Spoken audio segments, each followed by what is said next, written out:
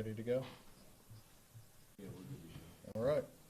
Good afternoon. I'm Dave Moorfield with the Public Affairs Office. Since Saturday night, our CMPD detectives have been working tirelessly on this case of the Mr. Marlo Medina-Chevez, the missing Uber driver, missing person case. And we called you guys in today to, there's been a couple of new developments in the case, and we just wanted to give you an update with what we could on the case so far. So at this time, I'm going to bring in Major Cam Selvey and give you a little bit of an update on new information. Thank you. Major? Thank you, Lieutenant. Good afternoon. Thank you for coming down. Like Lieutenant Moorfield said, we do have a little bit of an update. The biggest thing that we want to press is we're still very concerned for Mr. Medina-Chevez. We do not know his whereabouts at this time, and we are asking the public for any help. We're going to be pushing out his picture of his vehicle. It's a blue 2008 Nissan Pathfinder with a North Carolina tag of P as in Paul, D as in David, V as in Victor, 4382.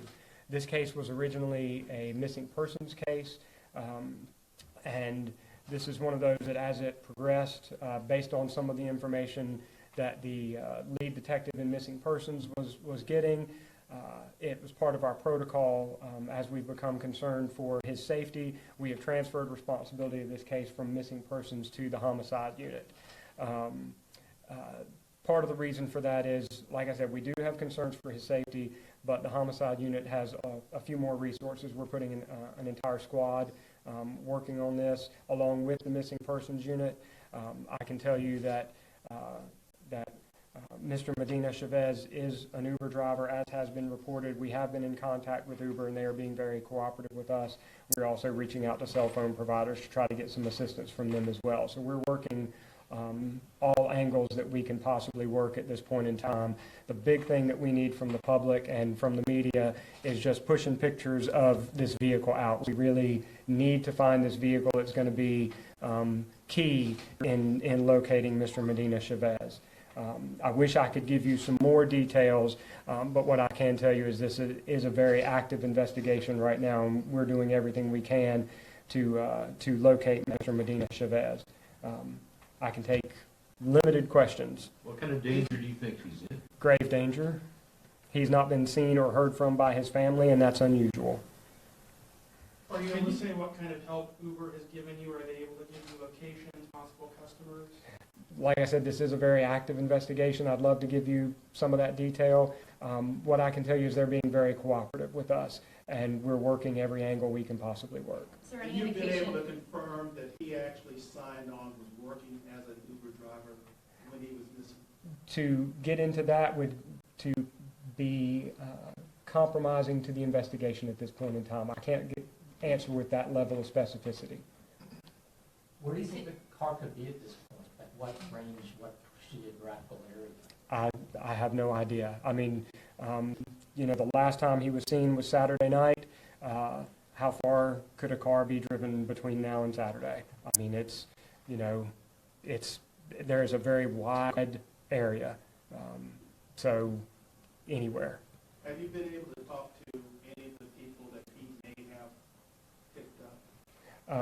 Again, I would love to answer with that level of specificity for you, but it's way too early in this portion of our investigation, and I feel that could potentially compromise some of the work that we still have yet to do. Yes, you. We spoke with the wife about 20 minutes ago, and she Yes. said that Uber isn't cooperating with her, and she's kind of in a limbo. Is there anybody from the police department communicating with the family that Yes. Uber is actually Well, helping? I don't know the conversations that the detectives have had with the family, but I do know that initially the missing persons detective was in contact, and as the case has been transitioned, detectives from the homicide squad that are responsible for the investigation have also been in contact with the family. Yes, ma'am. I think you had a Well, question. we touched on a couple of my questions, but do you have any leads at this point? You know, there's always work to be done, and we do have a lot of work that we're still working on, for lack of a better way to put it. Yes, ma'am. Is there a chance he's still alive? You know, I hope for the best. I have no way of knowing what his condition is now. But I go back to my statement earlier that we are gravely concerned for his well-being and his safety. So we're asking the public for any help they can give in helping us find this vehicle. And I think that information may have been sent out while I was talking. If not, it'll be forthcoming. When you talk about grave danger, is that due basically because of the overall circumstances here, or is it because of some other information that you learned? I look at it this way, Glenn. You know, when you have somebody that works a job and comes home and pretty reliable at that, this is out of the ordinary for him. So if I had not been seen by my family since Saturday, I think they would think that that I was in grave danger. So When did homicide come onto the case? overnight. All right. All right. Major. Thank you. Thank you all. Real quick, like the Major said, if you could, just help us get these pictures pushed out. The Crime Stoppers number, everybody should have that, 704-334-1600. While we were here in the conference, that should have been sent out, so you should have that now. But again, just help us push out those pictures, and the Crime Stoppers number for any information, call that. Any updates that we have from here on, we'll be sending out media releases on that as soon as we can get information. All right? Thank you all for coming.